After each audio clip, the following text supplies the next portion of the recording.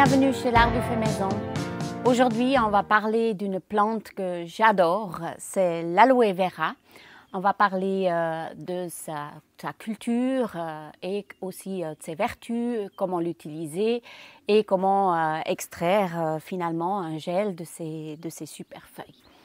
J'aimerais aussi vous donner quelques nouvelles par rapport à tous ces incendies qu'il y a eu ces jours au Portugal. Il y a beaucoup de nos abonnés qui étaient très inquiets, qui nous ont demandé des nouvelles, si on en allait bien. Tout va bien ici, je vous rassure. Les incendies étaient situés plus au nord, il y en avait plus de 400 et puis il y a eu des morts. C'était vraiment une situation terrible et inquiétante. Franchement, on est vraiment de tout cœur avec les familles et les gens qui ont perdu beaucoup de choses dans ces incendies. On a eu de la chance ici de ne pas avoir été touchés.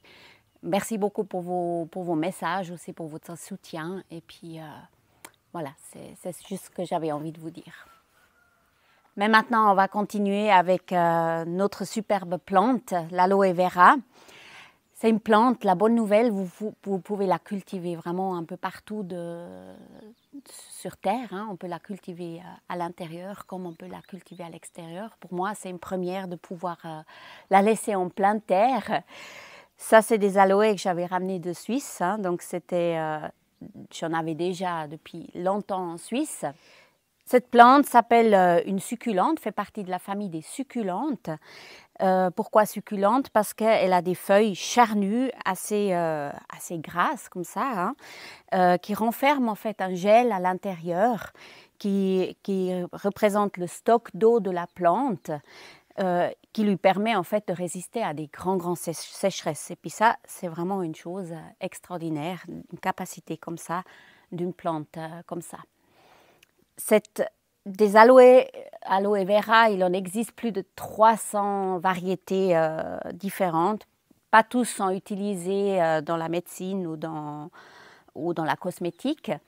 On va parler très précisément de l'aloe vera barbadensis Miller, donc c'est cette variété-là qui est connue d'avoir le plus de propriétés pour être utilisée en cosmétique et en médecine naturelle. Comment reconnaître cette plante? Comme il y a beaucoup de variétés, l'aloe vera barbadensis Miller, donc elle se reconnaît à des taches blanches qu'elle a sur ses feuilles qui sont vertes. Quand elles sont jeunes, elles sont vraiment d'un vert assez intense, qui tire un peu vers le bleu-vert comme ça quand elle est plus grande. Hein. Elle a des petites piques sur le côté. En fait, les taches blanches, elles disparaissent fur et à mesure. La plante, elle prend de l'âge, elle grandit. C'est donc une variété la plus répandue en fait qu'on trouve assez facilement en jardinerie. C'est une plante qui se cultive dans un terreau à cactus bien drainé. Elle fait des racines peu profondes. Elle n'aime pas du tout une terre trop compacte, trop chargée en argile qui retient beaucoup l'humidité parce qu'elle est un peu sensible à la pourriture des racines quand il y a vraiment un excès d'eau. Hein. En principe, donc, elle préfère des sols plutôt calcaires, mais ici, on a plutôt une terre acide. Elle se porte aussi très bien, donc ça va. Pour la terre, vous pouvez aussi mélanger la moitié terre, moitié sable. Donc, important, c'est que ça soit bien drainant et alléger la terre pour pas qu'il y ait l'eau qui stagne.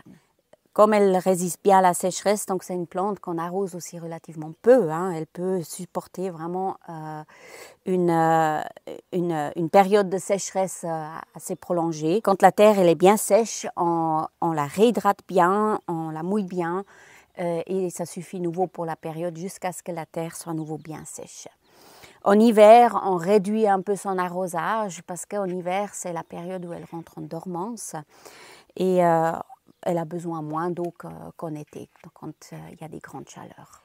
Si vous la cultivez en pot, donc elle se cultive très bien en pot, c'est mieux de choisir un pot qui est un peu plus large que haut. Ici, ma foi, j'ai pris ce que j'avais sous la main quand on a déménagé, je les ai encore jamais rempotées, parce qu'elle a des racines qui sont plutôt en superficie qu'en profondeur.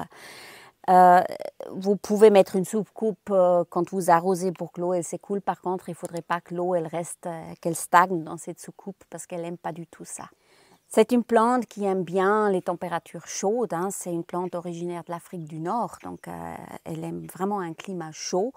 Elle pousse bien entre 10 et 30 degrés, je dirais comme ça. Par contre, voilà, si vous êtes dans les régions plus au nord, vous devez simplement la rentrer dès que les nuits viennent un peu plus fraîches. Vous la rentrez à l'intérieur, vous la gardez à l'intérieur. Elle ne supporte pas le gel. Donc en Suisse, j'avais fait l'essai. J'ai dit, allez, j'en avais tellement. J'en plante une dehors, je vais faire l'essai. Ben, l'hiver, elle a gelé, elle était morte. Ici, au Portugal, au centre Portugal, je peux la laisser en pleine terre. Abritée sous un arbre ou quelque chose pour pas que la gelée elle se pose sur les feuilles. Elle supporte, elle arrête sa croissance l'hiver, elle ne se développe pas. Il y a peut-être les feuilles, le bord qui gèle un tout petit peu, mais par contre le centre, le cœur, il reste vivant et elle remet les feuilles au printemps. C'est une plante de la lumière aussi, elle aime bien la lumière, donc vous pouvez la mettre derrière une fenêtre où elle ne reçoit pas trop le soleil direct. Hein. En fait, le soleil direct, elle risque de brûler un peu les feuilles. Hein. Mais elle aime bien vraiment un endroit lumineux. Ici, j'ai trouvé un endroit où ils ont le soleil plutôt vers la fin d'après-midi. Ça va, elles supportent bien. J'ai remarqué, elles aiment beaucoup cet endroit-là, protégé sous l'arbre et donc à la mi-ombre, si vous voulez, mais quand même très lumineux. En ce qui concerne sa multiplication, on voit très bien ici, cette plante, elle fait des rejets au pied, des drageons, hein, donc elle se multiplie par drageons. Et tout simplement, quand un de ces bébés aloe est suffisamment grand, donc on peut diviser, la séparer de la mère et la mettre dans un autre pot. Hein. C'est une plante donc, qui est assez... ça prend au début un tout petit peu de temps jusqu'à ce qu'elle fasse des rejets et au bout d'un moment, tout d'un coup, il y en a plein qui se mettent là au pied de la plante et vous allez vous trouver avec plein d'aloe vera. Alors ici, elle est déjà bien grande, donc là, elle a vraiment une bonne taille pour être séparée. Ceux-ci, dans ce pot, ils sont peut-être encore un tout petit peu petits. J'attendrai encore un petit peu avant de les séparer, mais c'est assez facile en règle générale. Parlons maintenant un tout petit peu de ses vertus. Elle est donc le gel à l'intérieur des feuilles qui est utilisé a des propriétés hydratantes, apaisantes, anti-inflammatoires, régénérantes, donc des multiples vertus qui sont vraiment ultra bien pour la peau, pour le soin de la peau. D'ailleurs, comme ça, on l'utilise dans la plupart des cosmétiques, des crèmes après solaires. On la trouve dans les soins capillaires aussi, donc pour vraiment hydrater le cheveu, favorise la pousse des cheveux, etc. Donc c'est vraiment une large utilisation. Elle est également riche en vitamines, en minéraux, en acides aminés. Et elle a des propriétés aussi bien pour le tube digestif, donc pour la digestion. Donc c'est une plante qu'on peut aussi consommer, hein, en tout cas le gel à l'intérieur. Hein. Donc ce qui lui donne vraiment des bonnes propriétés pour apaiser des brûlures d'estomac, des ulcères d'estomac, etc. Donc elle favorise la digestion, elle est légèrement laxative, donc aussi utilisée pour des constipations légères toujours. Hein. C'est vraiment une plante donc, qui est utilisée pour le soin de la peau et pour le système digestif principalement. Maintenant, c'est tout aussi un art de savoir comment utiliser cette plante, comment extraire ce gel, comment la consommer, comment l'utiliser dans les cosmétiques. Et maintenant, je vais vous montrer ça bien concrètement dans ma cuisine pour que vous ayez la bonne méthode et la bonne technique pour le faire. Cet aloe ici, donc il est cultivé en pleine terre. Juste encore à dire, quand ils sont en pleine terre, ils peuvent venir jusqu'à 1 mètre, 1,50 m de hauteur. En pot, ils resteront plutôt petits. Ben, si vous donnez un plus grand pot, j'avais quand même des belles plantes en Suisse. Hein, ils étaient quand même assez bien 50 cm de large. Et Celle-ci, je l'avais transplantée l'année passée, elles étaient plus au nord, au pied d'un mur, elle ne s'est vraiment pas plu. Et puis depuis que je l'ai transplantée ici à cet endroit-là, où elle a vraiment le soleil le soir, elle s'épanouit, elle va bien. On voit bien qu'elle a aussi un petit peu gelé là sur les bords des feuilles, donc ça c'est aussi des cicatrices de l'hiver encore. Les feuilles d'aloe vera, on peut les récolter toute l'année sur des plantes qui ont en règle générale 4 à 5 ans. Donc, ce n'est pas les toutes jeunes qu'on prend. Ici, je vais récolter les feuilles qui sont abîmées, comme ça, je ne touche pas au cœur de la plante. On récolte la feuille en la coupant avec un couteau qui coupe, hein, bien à la base. Voilà. Et on voit bien le gel là qu'elle a à l'intérieur qui nous intéresse. On a dû refilmer certaines séquences une deuxième fois parce que le caméraman il a eu un problème de caméra, il n'a pas l'habitude. C'est pas grave. Alors, c'est pour ça, juste si vous posez la question, vous voyez des fois des images qui... Là, j'ai qu'une feuille, mais on a fait avant avec 2. C'est parce que j'ai dû refaire certaines séquences. Voilà. Maintenant, dans la cuisine, on avait récolté 2 feuilles. On va laver nos feuilles, bien sous l'eau. Je l'ai déjà fait. Ensuite, on va couper les pics qui se trouvent là sur le bord. Donc, tout ça dans le but de faire écouler ce jus jaune, orange jaune, ouais, que vous voyez là. C'est le latex de la feuille qui est contenu dans la peau de la feuille ou entre la peau et puis le gel. Il n'est pas dans le gel là. Donc celui-là, il doit s'écouler parce qu'il est très irritant, il est photosensibilisant et allergisant. Donc en fait ce jus-là, on ne le veut pas. Pour laisser vraiment bien drainer notre feuille, on va couper ici les pics sur le bord, à gauche, à droite, juste une toute petite partie. Une fois, on veille bien de ne pas toucher ça avec les doigts, donc de ne pas ramasser le latex sur nos doigts. Je vais couper directement la partie un peu plus foncée de la feuille et on va la déposer sur notre sopalin. Et on va la laisser pendant 10 minutes écouler ce jus. Vous pouvez aussi le poser à la verticale dans un verre. Il y a différentes techniques pour le faire. Moi, je n'ai jamais eu de problème en le posant comme ça sur le sopalin. On se verra donc dans 10 minutes pour la suite. Une chose que j'ai encore oublié de vous dire, c'est avant de couper, de prélever les feuilles de votre aloe vera, ça serait bien 2-3 jours avant de bien l'arroser pour que les feuilles soient vraiment bien gorgées d'eau. Voilà. Maintenant, nous sommes à peu près 10-15 minutes plus tard.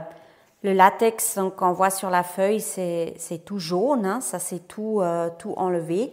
On peut encore une fois donner un petit coup d'eau pour éventuellement rincer ce qui serait encore à l'extérieur avant de continuer de transformer nos feuilles. Pour avoir accès au gel à l'intérieur, j'ai juste coupé là la partie qui est un peu brune. On va couper la feuille dans le sens de la longueur, en 2. C'est pour moi la meilleure façon que j'ai trouvé de prélever ce gel. On veille de ne pas avoir de la peau hein, sur le côté et on découvre là à l'intérieur donc cette masse gélatineuse. Ensuite, on vient la récolter avec une cuillère, simplement la gratter le long de la feuille et comme ça le gel, c'est assez simple avec une cuillère de prélever ça comme ça. Ce qu'il faut faire attention, c'est pas que vous ayez des petits morceaux de peau. S'il y a ça, enlevez-les, coupez-les. Vous voulez vraiment que le jus transparent du milieu de la plante. Voilà, nos 2 feuilles ont donné un tout petit peu de masse ici.